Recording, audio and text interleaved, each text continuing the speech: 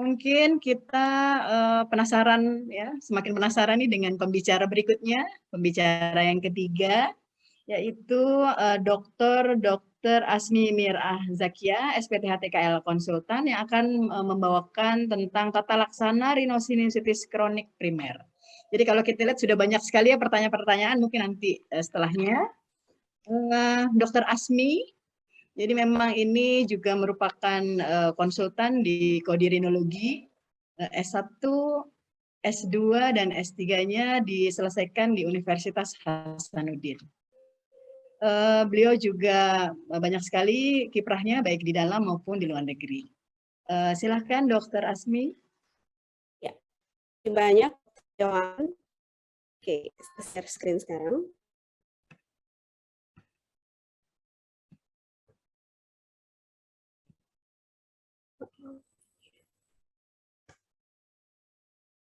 Maaf.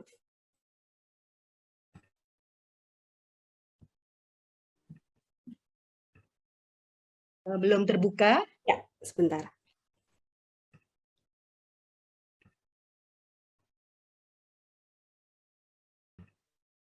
Ya, oke. Sudah kelihatan, Dr. Yawan? Sudah terlihat. Silakan, Dok. Bismillahirrahmanirrahim. Assalamualaikum warahmatullahi wabarakatuh. Terima kasih IDI Kodirinologi yang telah memberikan kesempatan pada saya untuk menjelaskan sedikit tentang tata laksana rhinosinusitis kronik primer berdasarkan EPOS 2020.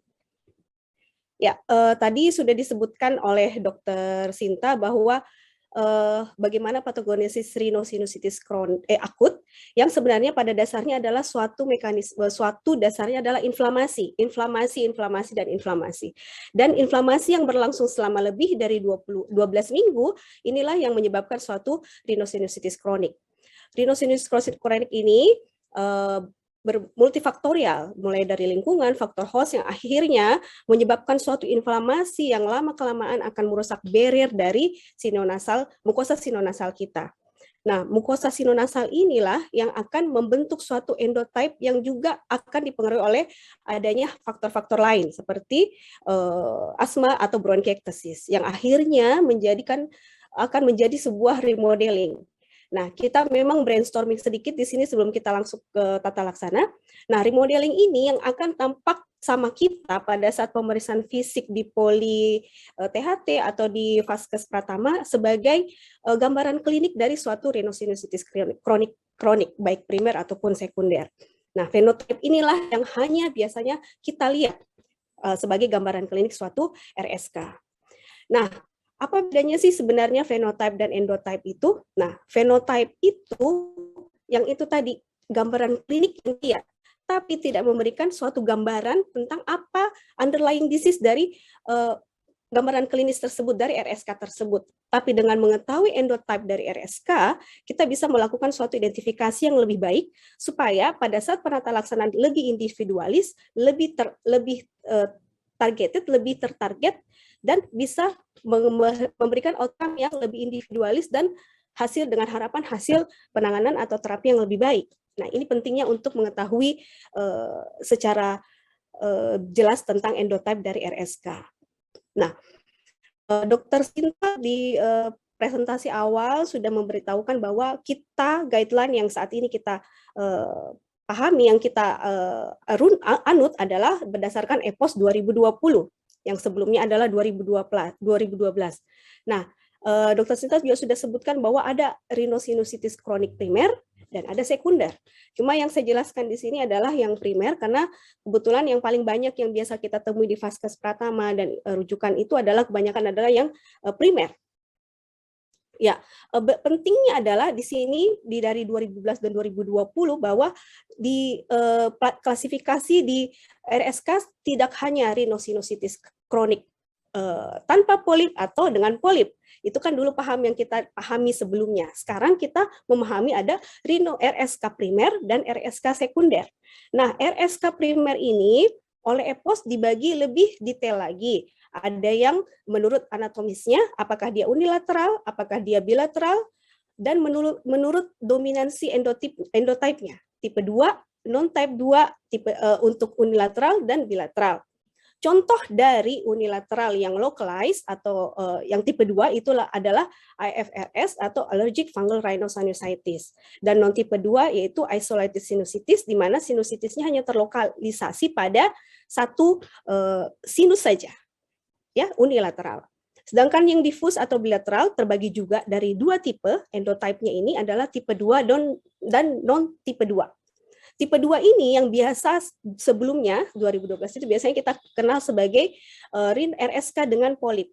Nah, sedangkan untuk di primer RSK primer sekarang fenotipenya tidak hanya RSK dengan polip saja, tapi sudah ada RSK dengan RSK polip atau eosinophilic RSK, atau bisa juga AFRS, allergic fungal rhinosinusitis, atau berupa central compartment allergic disease. Ini RSK primer tipe 2 yang bilateral.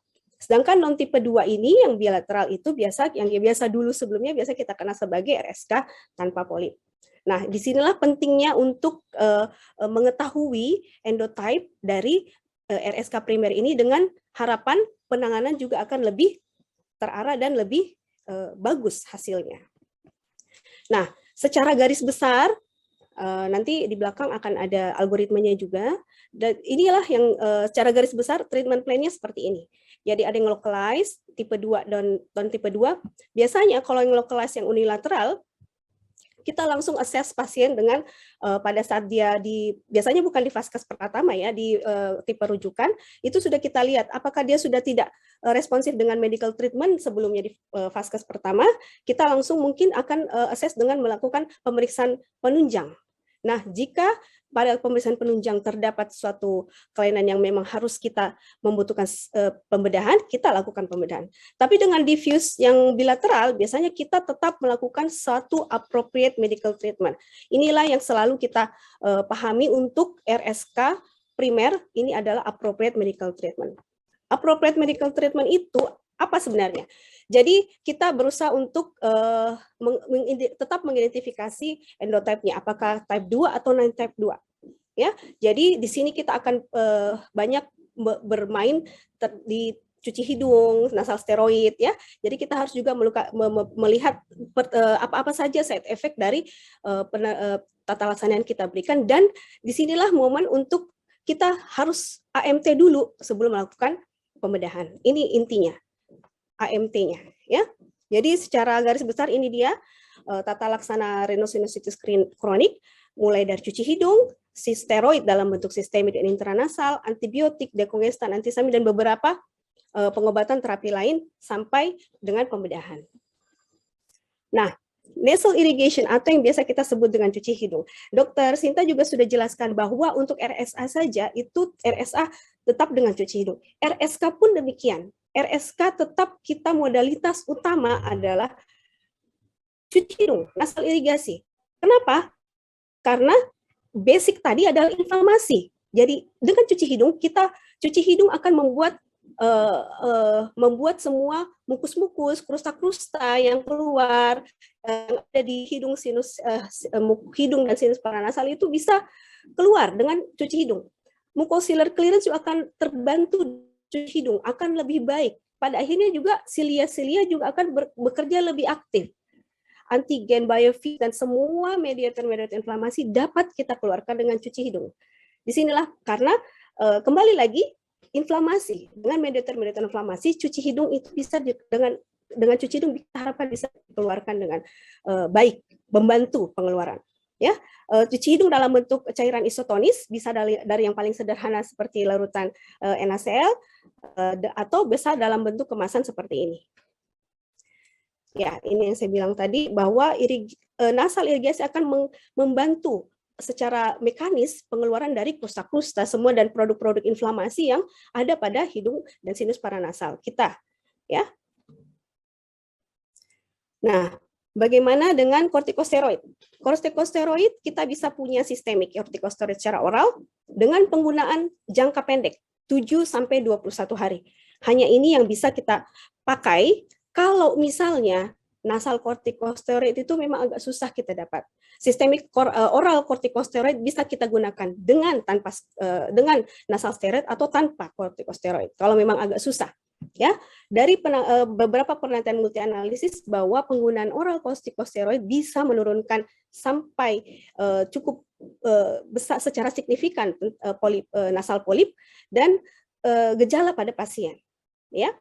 Tapi ini pun harus tetap sesuai precaution, jadi harus sesuai dengan indikasi dan kita lihat juga pasiennya mampu tidak untuk menerima sistemik oral corticosteroid ini.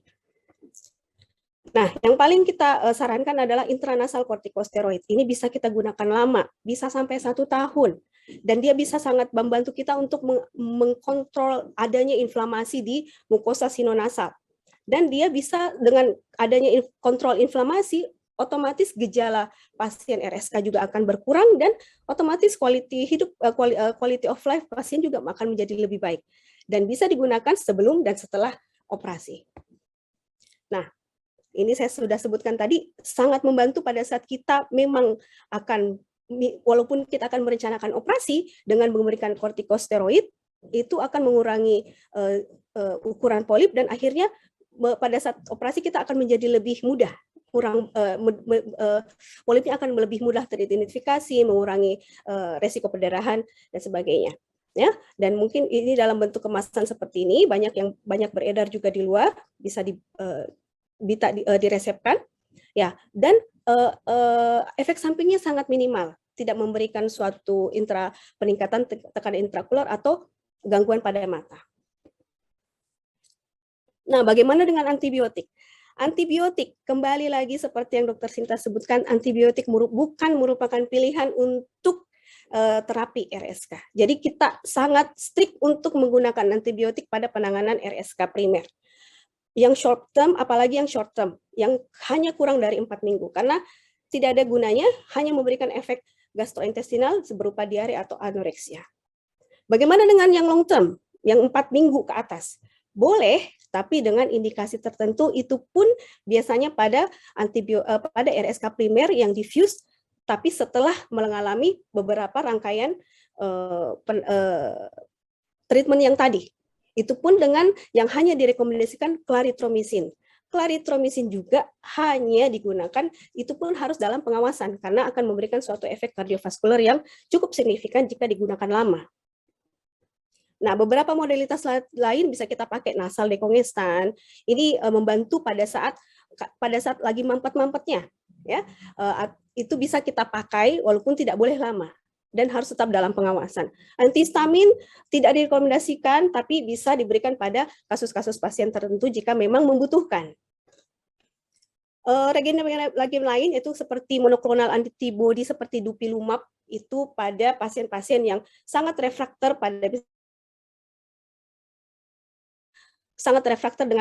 dengan pengobatan-pengobatan yang lain dan tidak mempan, ya.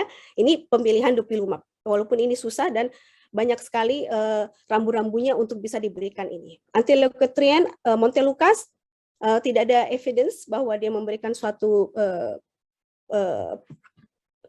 yang signifikan, perbaikan signifikan, dan beberapa yang lain seperti PPI, probiotik, herbal treatment, atau imunoterapi biasanya pada pasien-pasien dengan alergi berat.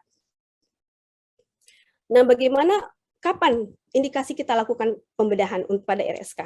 Ya, pada saat setelah pasiennya sudah selesai dengan AMT dan tidak memberikan perbaikan gejala yang cukup signifikan. Gunanya supaya kita operasi, pasien mendapatkan perbaikan gejala yang diharapkan. Ya, kapan kita lakukan operasi ini? Ya, nanti pada saat setelahnya semuanya sudah kita lakukan, tapi masih belum ada perbaikan, baru kita putuskan apakah bisa dengan operasi, apa masih bisa diteruskan dengan pengobatan. Ya, ini tadi, jadi selalu dilakukan setelah appropriate medical treatment. Setelah AMT, semuanya harus dilakukan dulu AMT, baru kita terakhir sekali adalah memikirkan tentang surgery, FES, Functional Endoscopic Sinus Surgery. Nah, sampai dengan CT scan. Kadang pasien, dok, boleh dok saya difoto ya dok? Boleh nggak dok saya sudah CT scan? ini adalah saatnya teman-teman semua yang dari Vaskes Pratama atau teman-teman yang duduk jadi, oke Bu, kita CT scan setelah ini.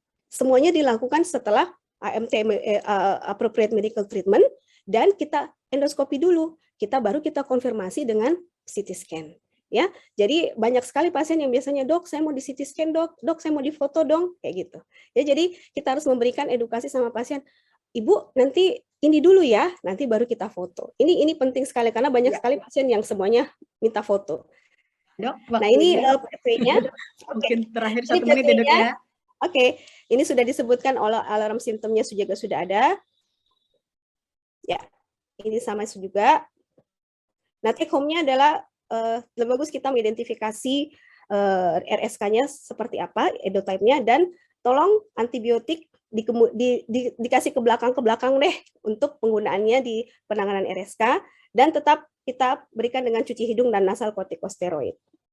Oke, iklan sedikit. Ini event kodirinologi dan Perhati dan di Makassar pada insya Allah pada bulan Agustus 2002 secara hybrid. Ya, terima kasih.